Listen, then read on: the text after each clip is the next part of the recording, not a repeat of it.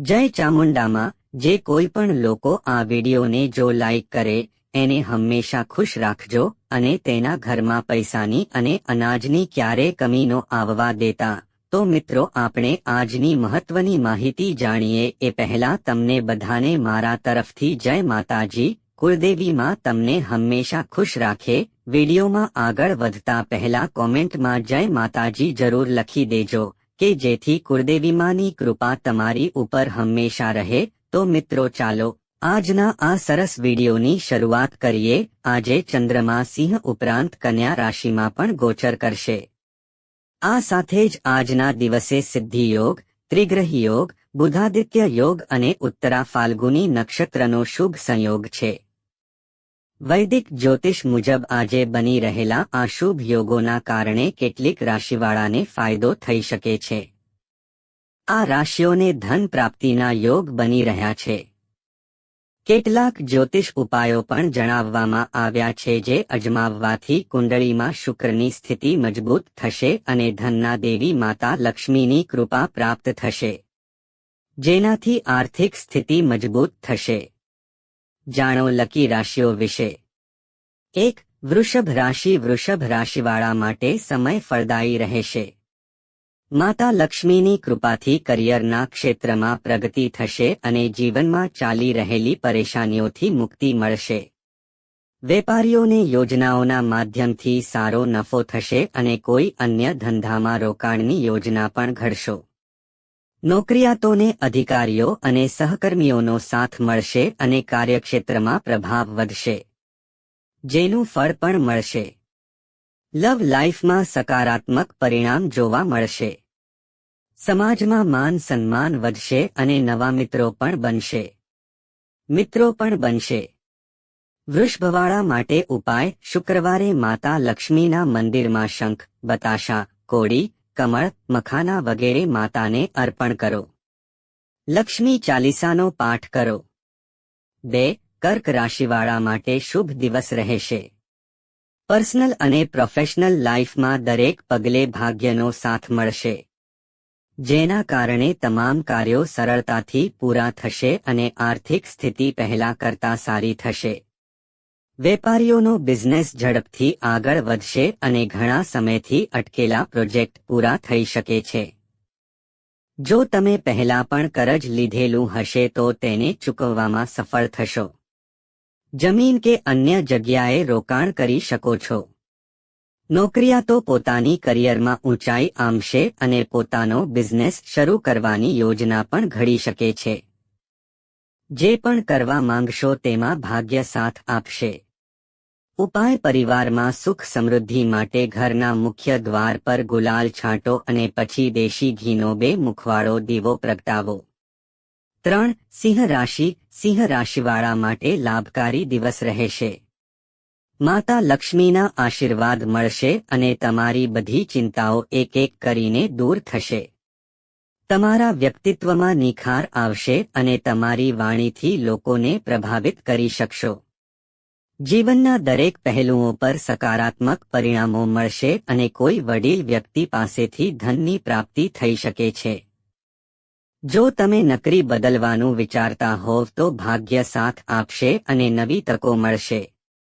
જે ક્ષેત્રમાં કામ કરતા હશો તેમાં તમારી સમજ વધશે, જેના કારણે સારો લાભ થશે। તમામ જવાબદારીઓ પૂરી કરશો અને કાર્યોથી માતા પિતાનું નામ રોશન કરશો।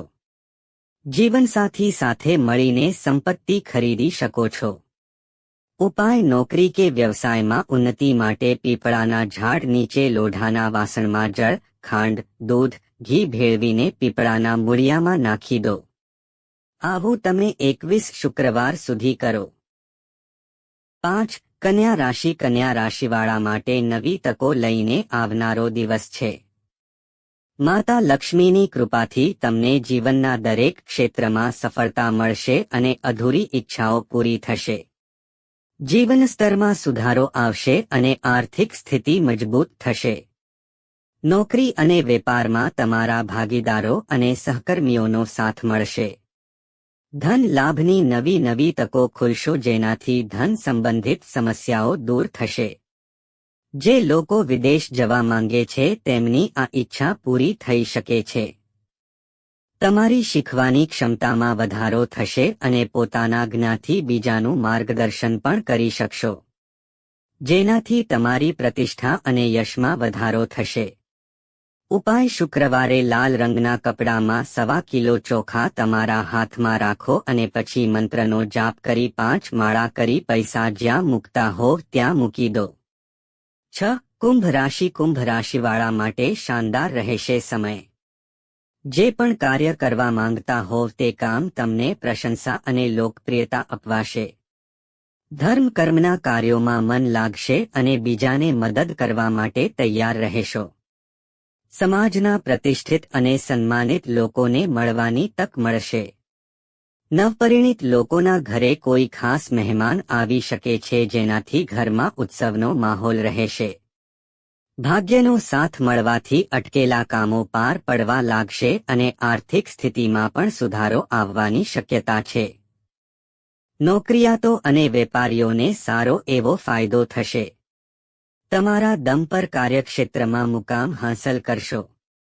ધન સંપત્તિ સંલગ્ન કેટલીક યોજનાઓ ઘડી હશે તો તે પૂરી થવાનું શરૂ થશે. ઉપાય: આર્થિક ઉન્નતિ માટે 5 લાલ ફૂલ અને 5 હળદરમાં રગદોળેલી કોળી માતા લક્ષ્મીને અર્પણ કરો અને વિધિવત પૂજા કરો.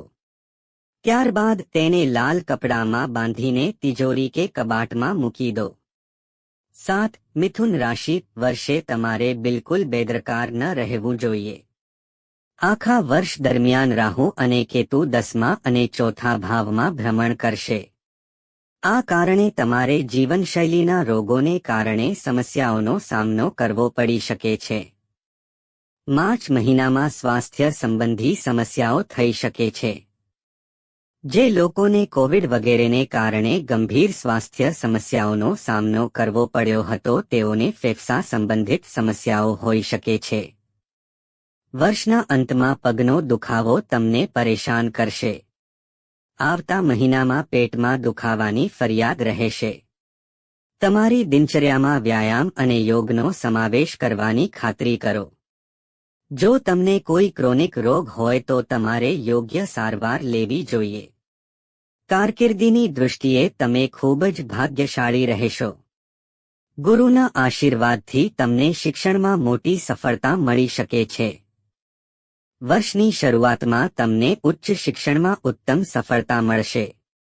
નવો વ્યવસાય શરૂ કરવા માટે ભંડોળની વ્યવસ્થા કરવામાં આવશે. નાણાં સંબંધિત બાબતોમાં તમને સફળતા મળશે. વહીવટ અને પ્રબંધન સાથે જોડાયેલા લોકોને આ વર્ષે ઘણી ખ્યાતિ મળશે. ઉપાય: દરરોજ ગણેશ અથર્વશીર્ષનો પાઠ કરો અને બુધવારે દુર્વા ચઢાવો. રાશિ સ્વામી બુધ આરાધ્ય ભગવાન શ્રી ગણેશજી. રંગ પીળો. 8. ધન રાશિ. સ્વાસ્થ્ય બરાબર રહેશે. ધનના મહત્વને તમે ઘણી સારી રીતે સમજો છો તેથી આજના દિવસે તમારા વડે બચાવેલું ધન તમારા ઘણું કામ આવી શકે છે અને તમે કોઈ મોટી મુશ્કેલીમાંથી બહાર આવી શકો છો. અન્યોને પ્રભાવિત કરવાની તમારી આવડત તમને વળતર અપાવશે. પ્રેમીને આજે તમારી કંઈક વાત ખોટી લાગી શકે છે. તેઓ તમારી સાથે ગુસ્સે થાય તે પહેલા પોતાની ભૂલનો અહેસાસ કરો અને તેમને મનાવી લો. કામના સ્થળે વરિષ્ઠો તથા સહકર્મચારીઓ તરફથી સહકાર તમારું મનોબળ વધારશે. તમે આજે કોઈ મિત્ર સાથે સમય પસાર કરી શકો છો, પરંતુ આ સમય દરમિયાન તમારે દારૂનું સેવન કરવાનું ટાળવું જોઈએ, નહીં તો તે સમયનો વ્યય થઈ શકે છે. તમારો જીવનસાથી આજે તમને વધારાનો ખાસ સમય આપશે. આ અઠવાડિયે તમે જોશો કે આસપાસના લોકો અને નજીકના લોકો તેમના કાર્યક્ષેત્રમાં સામાન્ય કરતાં વધુ સારી કામગીરી કરી રહ્યા છે. આ કિસ્સામાં તેમની સફળતાની ઈર્ષ્યાને બદલે તમારે તેમની સફળતાની કદર કરવી અને તેમને પ્રોત્સાહન આપવું પડશે. આ સાથે તમારી છબી સુધારવાની સાથે તમે તમારી અંદર સકારાત્મક ઉર્જા પણ ભરવા માટે સક્ષમ હશો. આ અઠવાડિયે તમારી મહેનત અને સમર્પણથી તમને આવી ઘણી તકો મળી શકશે, જેથી તમે પૈસા કમાઈ શકો. પૂરી પાડવામાં આવેલ છે કે આ માટે તમારે તમારી થાપણોનું આંખ આડા કાન કરવાને બદલે પરંપરાગત રૂપે સારી યોજનામાં રોકાણ કરવાની જરૂર પડશે. આ અઠવાડિયે તમારું મન દાનના કાર્યમાં વધુ જોડાશે, જેના કારણે તમે તમારા પરિવાર સાથે ધાર્મિક કાર્યક્રમ યોજવાનું પણ નક્કી કરી શકો છો. આની સાથે તમે તેમજ પરિવારના સભ્યો આંતરિક શાંતિનો અનુભવ કરશો અને મનમાં સકારાત્મક વિચારો ઉત્પન્ન થશે. તમે ઘણીવાર તમારી પ્રેમિકા સામે ખોવાઈ જવાથી પરેશાન થશો, પરંતુ અઠવાડિયે તમને આ બાબતમાં ઉદાર ન રહેવાની સલાહ આપવામાં આવે છે. કારણ કે આ સમયે તમારે સમજવું પડશે કે કેટલીકવાર તમારા પ્રેમીને ગુમાવવું એ લોકોને અઠવાડિયામાં પોતાને માટે પુષ્કળ સમય મળશે. પરંતુ તમે તેનો ઉપયોગ કરવાને બદલે તેનો વ્યય કરી શકો છો. તેથી તમે તમારા કેટલાક કાર્યોને પહોંચી વળવા માટે આ સમયનો ઉપયોગ કરી શકો છો. આ અઠવાડિયે તમે અત્યાર સુધી તમને અયોગ્ય ગણાતા લોકોની સામે તમે તમારી સખત મહેનત સાથે એક સારું ઉદાહરણ બેસાડવામાં સમર્થ હશો. જે પછી તમે વિદ્વાન વિદ્યાર્થીઓ તરીકે ગણાશો, જેની દરેક પ્રશંસા કરશે અને તેમની સાથે વાત કરવાનું પસંદ કરશે. પરંતુ આ સમય દરમિયાન તમારી અંદરના અહંકારને દો નહીં તો આ સફળતા સુખને બદલે તમારી છબીને બગાડે છે. કારણ કે શનિદેવ તમારી ચંદ્ર રાશિના 3જા ભાવમાં હાજર રહેશે. ઉપાય: ગુરુવારના દિવસે ગુરુ ગ્રહ માટે યજ્ઞ કરો. 9. મીન રાશિના લોકો માટે ગુરુની શુભ અસર રહેશે. કોઈપણ સમસ્યાનો ઉકેલ સરળતાથી મળી જશે. નવા સંબંધો સ્થાપિત થશે જે લાંબા સમય સુધી ચાલશે. વિદેશી બાબતોથી આર્થિક લાભ થશે અને પારિવારિક બાબતોમાં પણ વ્યાજબી સફળતા મળશે. યુવાનોને તેમના ભવિષ્યને લઈને તેમની સતત મહેનતના હકારાત્મક પરિણામો મળવાનું શરૂ થશે. પૈસા સંબંધિત બાબતોમાં જોખમ લેવાથી નુકસાન થઈ શકે છે. તમારા વિરોધીઓ તમારી વિરુદ્ધ ષડયંત્ર રચવાની કોશિશ કરશે, પરંતુ તેમને વધારે સફળતા મળશે નહીં. જો તમે કોઈ પરીક્ષા કે સ્પર્ધામાં ભાગ લઈ રહ્યા છો, તો તમારા પ્રયત્નોને મંદ ન થવા દો. તમને ચોક્કસ સફળતા મળશે. થોડો મુશ્કેલ રહેશે અને તમારે અચાનક આર્થિક અને પારિવારિક સમસ્યાઓનો સામનો કરવો પડશે.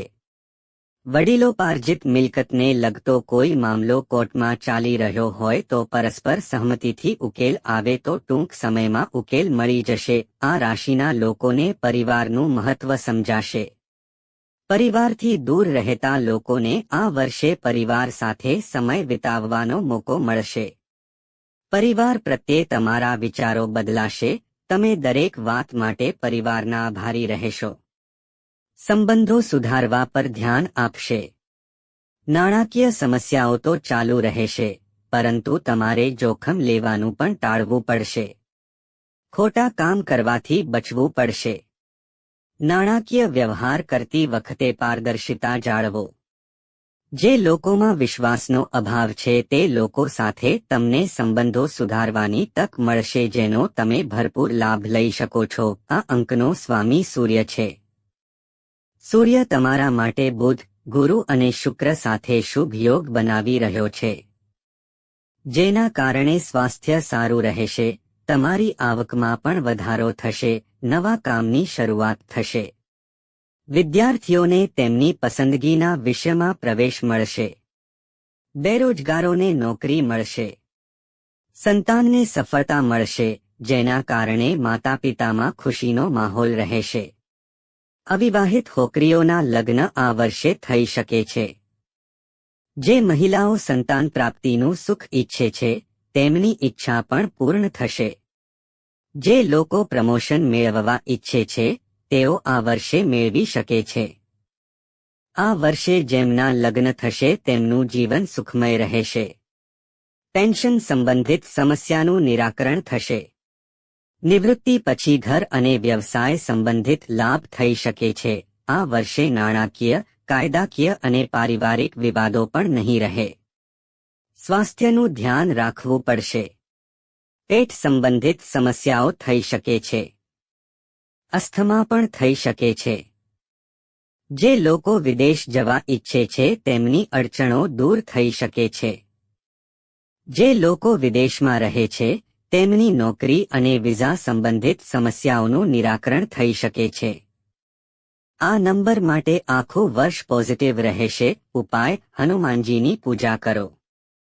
હનુમાનજીને સિંદૂર ચઢાવો. દાન પુણ્ય કરો. વસ્ત્રોનું દાન કરો, અન્નનું દાન કરો. મિત્રો, વિડિયો પસંદ આવ્યો હોય તો લાઇક, શેર અને સબસ્ક્રાઇબ જરૂર કરજો. જય માતા લક્ષ્મી.